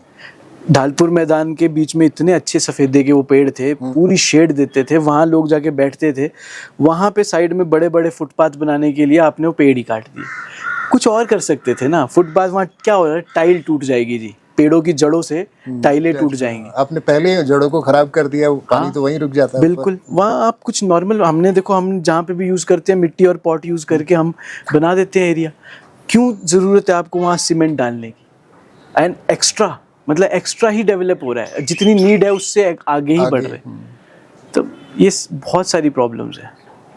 As an architect and as a very creative person who is spiritually inclined, जब बारिश गिरती है और आप महसूस करते हैं उसको, एक टीन की छत पे उसकी बूंदें जी, एक स्लेट की छत पे उसकी बूंदें जी, और एक ऐसी छत पे जिससे पे लकड़ी की पट्टे लगे हैं जी, उन बूंदों का एहसास एज एन आर्किटेक्ट, जी, the value of the sound, जी, आप किसको ज़्यादा महत्व देंगे? जी, देखिए डेफिनेटली जीआई शीट्स और ये सब तो मेरे को नहीं पसंद, वो चीपर और वो फास्टर है। पर मैं थोड़ा सा अगर फिलोसॉफिकल वे में इस चीज़ को I want that answer as an architect, what you feel कि एक स्लेट की छत पे जो पानी की बूंदें गिर रही हैं बरसात की, जी, उनकी जो आवाज़ है जी, वो सूदिंग है, या टीन की छत पे जो गिर रही है भले ही हमें सीलिंग कर दी है उसके नीचे, पर द साउंड वोंट चेंज। हाँ, और मुझे ऐसा लगता है ना कि ये साउंड्स, नेचर, ये पेड़ों के जो छाँव है, जो मिट्टी के फर्श के ऊपर जब आप चलते हैं, बारिश, जो स्मेल एक हमारी बिल्कुल एक आती थी, जैसे कि है ना, हाँ, गाय के खुड़ के साथ जो आपको एक वाइब्रेशन जगह में आती है, आई थिंक ये सारी चीज़ें ना हम लोगों को, क्योंकि शायद हम इतना बिजी हैं एक दूसरी भागदौड़ में, हम इससे दूर और दूर ही होते गए। और मेरा ट्राई ये है कि मैं वो लाइफ वापस ला सकूं। मैं कभी कभी आर्किटेक्ट बोलने से अपने आप को थोड़ा झिझकता भी हूँ। आर्किटेक्ट लोग सोचते हैं अच्छा नक्शा बनाएगा, डेवलपमेंट करवाएगा, वो गलत ले लेते हैं। फिर मेरे को उनको बोलना पड़ता है नहीं जी मैं ये काम नहीं करता। मैं बोल रहा हूँ कि हम आर्किटेक्ट छोड़ें, हमारे पुराने जो ठाउई थे, जो गांव में बुजुर्ग हैं, वो उनकी भी नॉलेज है, वो ये एक बेसिक ह्यूमन नॉलेज है।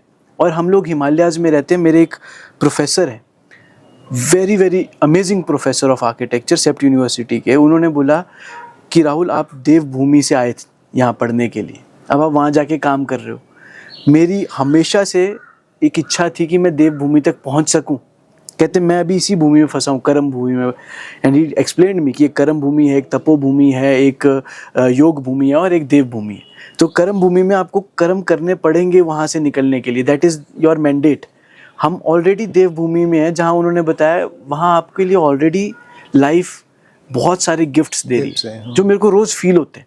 मतलब मैं देवदारों को देखता हूँ, मैं इस जंगल में घूमता हूँ, मैं मेडिटेशन करता हूँ, मेरे को फीलिंग आती है, मैं आइडियाज़ आते हैं, कंपैशन आता है।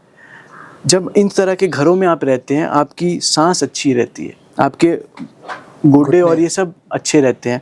इस पे चलने का एहसास, इसमें बैठने का एहसास, इसमें सांस लेने का एहसास, ये सारी चीज़ें बहुत ही वैल्यूएबल है। हमारे पास ये वैल्यू है। अगर हमने ये खो दी तो उससे हमारी गलती है ना, हमारे से बड़ा बेवकूफ़ कोई नहीं होगा नहीं कि हम किसी और ही डायरेक्शन में चल पड़े। और क्यों जा रहे हैं मुझे समझ नहीं आ रहा। और मैं ये नहीं कह रहा हूँ कि आप डेवलपमेंट मत करो, डेवलप करना चाहता हूँ मैं हिमाचल को स्विट्ज़रलैंड से भी आगे ले जाना चाहता हूँ, उसके लिए एक राह है। और ऐसा आज ही नहीं होगा, कम से कम 10 साल तक हमें कुछ करनी पड़ेगी मेहनत, तब वो चीज़ निकलेगी। You are very young, you can do that. बिल्कुल जी, करना है। और अभी मैं और भी वोकल होने की कोशिश कर रहा हूँ। बुक इसी का एक प्रयास है कि मैं ये बात पहुँचा सकूँ। पॉडकास्ट स्टार्ट करना चाह रहे हैं ताकि हम लोगों को समझा सकें। प्रोजेक्ट्स के थ्रू तो मैं कर ही रहा हूँ, जितने भी हमने प्रोजेक्ट्स बनाए हैं, मैं नहीं बोलता they are the best in the world right now, but those experiments will shape the future for sure. ये धज्जी जब बनाया उससे पहले नहीं बना रहा था कोई, और जब मैं गांव में जाके बोलता था जी लकड़ी पत्थर का मकान बनेगा, लो कॉस्ट होगा, कुछ नहीं, लोग सोचते थे पता नहीं बनेगा नहीं बनेगा, पुरानी लकड़ी, ये वो क्या बोल रहा है, ये तो हम जला देते हैं। जब उन्होंने आके देखा, और मैंने इसको इको टूरिज्म पे भी मैंने इसको चलाया थोड़े time, it gives you very good clients, it gives you very nice people, this is the real eco tourism. And उससे उनको भी एक शायद आई थिंक फिर उनको एक भरोसा मिलना स्टार्ट हुआ कि नहीं यार, ये चीज़ तो इकोनॉमिकली भी अच्छी है, एनवायरनमेंट के लिए भी अच्छी है, हमारे लिए भी अच्छी है, हमारा कल्चर भी आगे चल रहा है। आई थिंक ये ऐसे ऐसे एक्सपेरिमेंट्स करने की ज़रूरत है। तभी मैंने आपको हेम्प का जिक्र किया, क्योंकि अब मेरा नेक्स्ट मैं उसको ज़रूर पकड़ूंगा। अभी शायद हिमाचल में अगर नहीं है तो हम जहाँ से है वहाँ से हम एज अ रॉ मटेरियल लेके आ जाएंगे, नेपाल से ले आएंगे, उत्तराखंड से ले आएंगे, बट उसकी ब्रिक्स बनती है, उसके बोर्ड्स बनते हैं, they are very well insulated. एक फैक्ट है जो मेरे को अभी रिसर्च करते टाइम मिला, 75 सेंटीमीटर की हेम्प बोर्ड की दीवार है 50 सेंटीमीटर के स्टोन वॉल के जितना इंसुलेट करती है। बहुत ही अच्छा है, फाइबर इतना स्ट्रांग है, वो तो सबको पता है, रस्सियाँ बनाते थे आज तक खराब नहीं होती, फंगस उसमें लगती नहीं, बैक्टीरिया उसमें। तो आई थिंक जरूरी नहीं है कि सिर्फ लकड़ी और पत्थर, you have to have an alternative we have which is sustainable, many natural materials जिनका यूज करके हम एक आर्किटेक्चर को एक नई डायरेक्शन दे सकते हैं। बट वो हिमाचल का होगा, मेरे लिए वो सबसे प्राउड चीज़ है। It will belong to Himachal, it will come out from Himachal. And इतना अच्छा है, सारे पहाड़ इतने अच्छे हैं, देवी देवताओं का प्रेजेंस है, उनकी गाइडेंस है, तो हमें उस चीज़ को भूलना नहीं चाहिए कभी भी। एक विदेशी आर्किटेक्ट हैं थॉमस अलेक्जेंडर। अच्छा, आप उन्हें यहाँ बुलाना चाहते हैं, क्यों? मैं उन्हें बुलाना चाहता हूँ क्योंकि उन्होंने बहुत ही नए एक्सपेरिमेंट्स किए, क्योंकि वो उनका नाम है Thomas Heatherwick. I think middle name is Alexander. हाँ, तो he is a son of a jewellery maker. वो भी क्राफ्ट को बहुत मानते हैं, वो मेकिंग को बहुत मानते हैं, and he is doing so innovative work which is very related to human. मतलब कि वो प्लेफुल बनाते हैं चीज़ को। अगर जैसे कि ब्रिज है, उनका एक प्रोजेक्ट है, ब्रिज ऐसे खुलता है तो कहते हैं कि यार ऐसा लगता है कि हड्डियाँ टूट रही हैं, तो उन्होंने एक रोलिंग करके ब्रिज बनाया। अच्छा, उसमें role, everything is very sustainable, everything is very artistic. And वो क्योंकि एक मेकर के बेटे थे ना, वो एक क्राफ्टमैन के वो थे, तो he thinks like that for the buildings. I have been trying to prove that our Dhajji Diwali and Katkuni are also a craft. They are made with hand, they require skill, they have an indigenous wisdom. वही एक craftsmanship है इसके अंदर। तो ये building scale के craft हो गए, एक हैंडलूम स्केल का क्राफ्ट होता है, एक आपका हैंडीक्राफ्ट वाला आ गया। तो ये स्केल अलग है, और मुझे इसीलिए वो बहुत अच्छे भी लगते हैं। And their projects which they are doing right now in the world are very very impressive. Sustainability, carbon, indigenous knowledge, and सिर्फ थॉमस हेदरविक नहीं, अभी तो इतने सारे इंस्पिरेशंस हैं। मतलब मेरे को ऐसा लग रहा है कि बहुत ही ज़्यादा है अभी काम करने को। एंड अच्छा है कि हम उस डायरेक्शन में चल चुके हैं, लाइक तो हमारे को अब कोई रोकने की वो नहीं है, मतलब हम इसमें बढ़ते ही रहेंगे आगे। There are a lot of architects जो ग्लास का यूज़ कर रहे हैं आजकल मॉडर्न हाउसिंग में। So what do you think of that? देखिए, glass in a very large scale becomes unsustainable. Anything which is oversaturated, अगर हम लकड़ी भी बहुत ज़्यादा यूज़ करेंगे तो भी वो unsustainable हो जाएगा। अच्छे से यूज़ करने में कोई प्रॉब्लम नहीं है, लिमिटेड में यूज़, जहाँ उसकी ज़रूरत नहीं है वहाँ नहीं करना चाहिए। आज की हमारी लाइफ ऐसी हो गई है कि हमें एक इनसाइड आउटसाइड कनेक्शन, बिगर लैंडस्केप्स, क्योंकि पहले क्या था कि घर से बाहर चले गए तो आप पूरा दिन खेत में थे, तो आप घर वापस आए सनसेट से पहले आपका ख़त्म भी हो गया दिन, तो आपके घर बिल्कुल डार्क और वैसे बने। आज की डेट में we spend a lot of time indoors. Glass is one material that will help us bridge that gap between indoor, still being a buffer in between. Yeah, true. DGU glass आता है, argon filled glasses आते हैं, very well insulated glasses. I think उनका use होना चाहिए in a Limited way, yeah. In a limited way, जितना ज़रूरी है उतना कीजिए। एंड बाकी और भी एक्सपेरिमेंट्स करने चाहिए। अगर कुछ ख़राब भी होता है, जैसे मैं ये भी नहीं बोलता कि जो कंक्रीट कर रहे हैं वो बिल्कुल ही गलत है।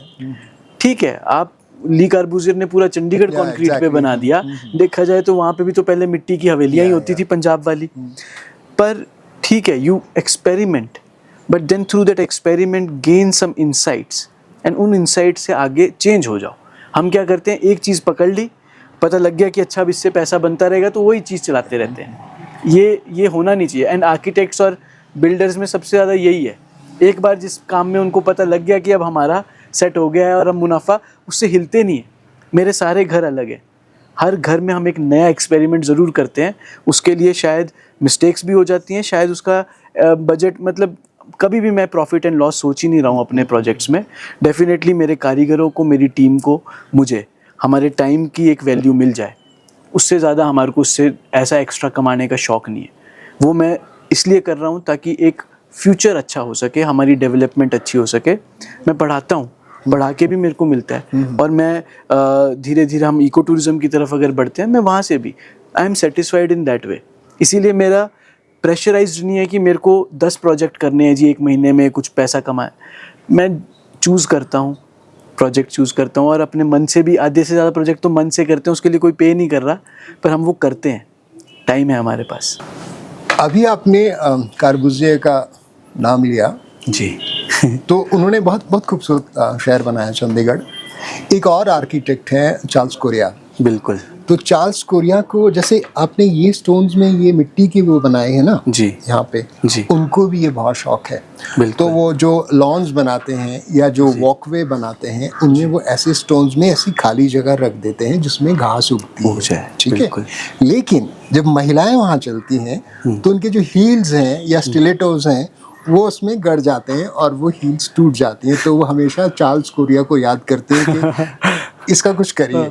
तो this is funny, but what you have to say on this as an architect? हाँ, मतलब I think you must have seen it. उनका ये बहुत स्टाइल है, उनका बहुत अच्छा स्टाइल है जो देखने में अच्छा लगता है, लेकिन जब आप उस पे चलते हो ना, तो आपके जो हाई हील हैं, मैं समझ गया, वो फंस जाते हैं उसमें, वो टूट जाते हैं। जैसे आप ब्रिटिश काउंसिल की बिल्डिंग है दिल्ली में, उसमें अगर आप जाएंगे नीचे और लॉन में निकल गए आप, तो आपका जो हील है वो टूटना ही टूटना है। बिल्कुल। मतलब मैं मानता हूँ एक उनकी रिस्पॉन्सिबिलिटी उससे ज़्यादा ह्यूज है। मतलब वो हील टूटने से उनकी रिस्पॉन्सिबिलिटी नहीं है, number 1। I just want to see the funny side of it. Yeah. And the funny side is this only कि इंसान तो कभी सेटिस्फाई होगा नहीं। चाहे आप उसको कंक्रीट का बना देंगे तब भी उसमें कुछ गलती लग जाएगी, यार बहुत ही हार्ड हो गया, है ना। अगर आप कुछ भी, तो हम तो कभी सेटिस्फाई होने वाले हैं नहीं। I would say compromising and compassionate and empathy.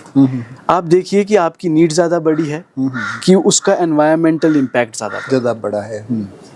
अपने आप डिसीजन राइट और रॉन्ग हो जाएगा, एंड ठीक है, राइट एंड रॉन्ग ना भी हो, but you will get a certain direction. He plays with spaces very beautifully. Definitely. BV दोषी हैं, प्रिट्जकर अवार्ड विनर है। He is the founder of Sept also. One of my biggest inspirations. दोषी तो शायद बहुत बड़ा, उनका तो बिल्कुल, he is very well known. बिल्कुल। लॉरी बेकर है, लॉरी बेकर, उन्होंने इंटो के साथ लो कॉस्ट हाउसिंग बनाना स्टार्ट करी। बहुत सारे आर्किटेक्ट्स हैं। आई वुड से कि एक आर्किटेक्ट का ये काम नहीं है, जैसे हमारे को हमेशा ना ये बहुत ज़्यादा सिखा दिया हुआ है कि क्लाइंट की रिक्वायरमेंट, क्लाइंट का ये नहीं, आपके ऊपर एक बड़ी रिस्पॉन्सिबिलिटी भी है। ठीक है, आप क्लाइंट को भी समझो, definitely you have to empathise. जिनके लिए आप घर बना रहे हो, आप अपनी मर्जी का घर तो नहीं बनाओगे, उनके लिए होना चाहिए। अगर आप किसी का ऑफिस बना रहे हो, कोई पब्लिक बिल्डिंग बना रहे हो, वो पब्लिक की बिल्डिंग है, वो रिस्पॉन्सिबिलिटी आप समझे। पर उसके बाद एक आपकी भी एक रिस्पॉन्सिबिलिटी बनती है कि जो चीज़ शायद क्लाइंट को भी नहीं पता, वो आपको उसमें लेके आनी है। Like we are dealing with something which is unseen and unbuilt, nobody knows the potential of it. एक इंसान उतना सोच सकता है जितना उसने देखा है। वो आपको अपनी रिक्वायरमेंट बताएंगे। अब आपकी रिस्पॉन्सिबिलिटी है। अब कोई डॉक्टर का काम मैं नहीं कर सकता, जो मेडिकल रिसर्च होगा वो डॉक्टर करेगा, आयुर्वेदिक रिसर्च आयुर्वेदिक डॉक्टर करेगा। एक आर्किटेक्चर की रिसर्च, एक डेवलपमेंट की, वो एक इंजीनियर और एक आर्किटेक्ट का काम है। हम लोग उसमें गलतियां निकाल सकते हैं कि ठीक है ये मेडिसिन जी थोड़ी पुरानी हो गई है, या मेडिसिन इफेक्टिव नहीं है, या हमारा टेक्नोलॉजी थोड़ा पुराना है, बोल सकते हैं हम, एज अ लेमैन बोल सकते हैं। बट वो किसी मेडिकल के फील्ड के इंसान को समझ के अपनी रिस्पॉन्सिबिलिटी मान के उसको इनोवेट करना। वैसे ही मैं मानता हूँ एक आर्किटेक्ट का जॉब सिर्फ घर बना के देना या बिल्डिंग बना के देना नहीं है। और ये भी काम नहीं है कि अच्छा जी आपको वहाँ से अच्छा कमीशन मिल रहा है तो आप उसका मटेरियल बिकवा रहे हो, उसकी टाइलें अच्छी दे रही हैं, उसमें आज तक कोई कमीशन नहीं लिया, ना हम कभी लेंगे, क्योंकि मैं मटेरियल का सेल्समैन नहीं बनना चाहता। मैं आर्किटेक्ट बनना चाहता हूँ जो किसी की ड्रीम्स पूरी कर सकता है, और जो शायद किसी को वो चीज़ दे सके जो उनको भी नहीं पता, पर उनकी लाइफ पे और उनकी आने वाली जनरेशन्स पे उसका इन्फ्लुएंस होगा, बहुत एनवायरनमेंट पे होगा। तो मैं वो रिस्पॉन्सिबिलिटी को बहुत अच्छे से मानता हूँ, समझता हूँ। और या अभी जैसे आपने ब्रिक्स की बात की और दूसरी बातें की, तो अभी बहुत सारी जो ब्रिक्स हैं, जो ब्लॉक्स हैं, वो फ्लाई ऐश के यूज़ होने लगे हैं। तो एज एन आर्किटेक्ट आप क्या सजेशन देंगे कि people should go for them? देखिए, health wise they are not good, sustainability wise industry के लिए अच्छा है, क्योंकि जो सीमेंट बना रहा है उसके पास वेस्ट बच रहा है। वो कह रहा है कि मैं अपने वेस्ट को रिसाइकल कर रहा हूँ और मैं ईंटें बना के दे रहा हूँ। उसने तो अपना रिसाइकल का एक चला दिया, वो तो उनका मार्केटिंग स्टंट है। और उसके थ्रू, एंड चलो ठीक है, स्टंट भी नहीं है, ठीक है, आप रिसाइकल वेस्ट कर रहे हैं अपना, कहीं ना कहीं वो एक सस्टेनेबिलिटी का एक स्टेप है towards sustainability. But it is not a big step, it is just a small step which is basically making them feel कि चलो हम भी सस्टेनेबिलिटी का पार्ट है। But fly ash, it's not a material which will help human beings to have a healthier life. Fly ash की bricks के अंदर अगर आप रहेंगे, बीमारियाँ लग सकती हैं। बेसिकली कोई भी कंक्रीट का प्रोडक्ट है वो नॉन ब्रीदेबल है, उसमें फंगल बैक्टीरियल इन्फेक्शंस बहुत जल्दी आती हैं। और हमारी मेकिंग इतनी अच्छी तो है नहीं कि हम लोग उसको इतना सुंदर और अच्छा बनाएंगे कि वाटर प्रूफिंग भी होगा, सब कुछ होगा। राहुल जी, अभी मैंने जब मैं आपके ऑफिस में देख रहा था तो वहाँ पे ड्रम्स पड़े हुए हैं। आप ड्रम्स बजाते हैं? नहीं, मेरी वाइफ बजाती है, स्वरा। She plays drums. हमारी टीम में काफ़ी सारे लोग हैं म्यूजिक का शौक रखते हैं। हाँ जी। अच्छा, हाँ। किस तरह का म्यूजिक क्रिएट करते हैं आप? बजाते हैं? ऐसे ही, मतलब देखिए, जब हमारे को गाना है और नाचना है तब तो नाटी चलती है वैसे, और चाहे वो किसी भी स्टेट के बच्चे हों, यहाँ से वो नाटी तो सीख के जाते ही जाते हैं। पर जब हम जैम करते हैं, मेरे को गिटार बजाना अच्छा लगता है। कोई ऐसा नहीं है कि मैंने सीखा है या मेरे को कोई गाना बजाना है, मैं बस ऐसे ही उसके सुर ही सुनता हूँ, मतलब, और कुछ अगर निकल जाए कोई धुन तो वैसा। और स्वरा प्लेज ड्रम्स, उसको अपना ड्रम में हम दोनों का साथ में चल पड़ता है। तबला है एक हमारे पास, तबला वाला लड़का, वो बीच में तबला बजाना स्टार्ट कर देता है, कोई गाना स्टार्ट कर देता है। आई थिंक वो एक ऐसी चीज़ है जो आपको उस मोमेंट में वापस लेके आए, जैसे मेडिटेशन है, आप उसी मोमेंट में जी रहे हैं। आई थिंक वो आज की डेट में बड़ा इंपॉर्टेंट है, जो हम मिस आउट कर देते हैं भाग दौड़ में। हम आगे और आगे और आगे ही सोचते रहते हैं। और मेरे लिए भी ये बड़ा एक चीज़ है कि मैं भी पूरा टाइम, सुबह शाम उठते ही मेरे दिमाग में चलता है कि अब आगे क्या कर सकते हैं, क्या क्या होना चाहिए। दिन भर मैं प्लान करता रहता हूँ कि कहाँ कौन कारीगर क्या काम चला है, फ्यूचर कैसे बनाए, रिसर्च कैसे करें। तो वो जो माइंड हमेशा एक फ्यूचर में भाग रहा है ना, उसको वापस प्रेजेंट में लाने के लिए 2-3 चीज़ें ही हैं। या तो मैं कुछ बनाऊँ, इसीलिए मैंने वो स्कल्पचर्स बनाए, या मैं कुछ लिखूँ, या फिर बिल्डिंग्स का डिज़ाइन, या तो म्यूज़िक। तो किस तरह का म्यूज़िक सुनते हैं आप? मैं लोकल गाने ही सुनता हूँ जी, लोकल गाने सुनता हूँ। मैं बॉब डिलन का बहुत ही बड़ा फ़ैन हूँ। मतलब आई थिंक जब से बॉब डिलन सुना, उसके बाद से मैंने बाकी गाने सुनना बंद कर दिया। उसके बाद मैं वही, जब भी फिर से म्यूज़िक चले तो वो उसके कुछ गाने स्टार्ट हो जाते हैं। ये मेरा अंतिम सवाल है जी। राहुल भूषण कुल्लू को, हिमालय को कैसे विजुलाइज करते हैं एक आर्किटेक्ट के नाते? जैसे आजकल एआई का ज़माना है, बिल्कुल आप विजुलाइज कर सकते हो चीज़ों को। बिल्कुल। राहुल भूषण बिना एआई के कैसे विजुलाइज करता है इस घाटी को, जो कि we are facing a huge environmental threat? बिल्कुल बिल्कुल। अगले 5 सालों में पता नहीं क्या होगा। बिल्कुल। How do you see this valley? See, I see this valley, number one, giving space back to nature. Second is that we are more connected to our roots, to our culture.